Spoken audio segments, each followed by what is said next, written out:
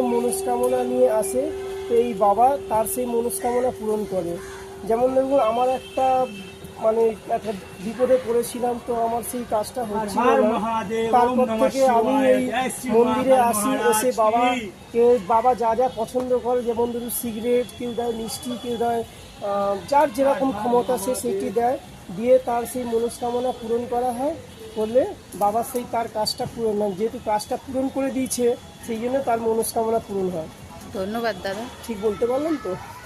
তা আপনারা দেখছেন বাবাকে, মহাকাল বাবা, এনার পুজো এইভাবেই হয়, এনাকে এইভাবেই পুজো দেওয়া যায়।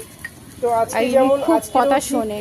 আজকেরও ঠিক আমরা সেই ধরনের নিয়ে এসেছি, যেমন ধরুন মালা, ধূপকাঠি, জল, দই, মানে যে যেরকমটা পারে সে সেরকমটা দেয়। তো আমার তো এই জিনিসগুলোকে তো দেওয়া দরকার, তা আমি সেই জিনিসগুলো দিয়েছি। তো যার যেরকম ক্ষমতা, কেউ দেয়, অনেকে লজেন্স দেয়। দাদার হাতে দেখুন বাবার জন্য অনেক কিছু আছে। তখন বাবা চায় না যে এই আমাকে ভাই এত দুটো কিছু দাও, পুজো কিন্তু করছে যার যার দেখুন। মনস্কামনা।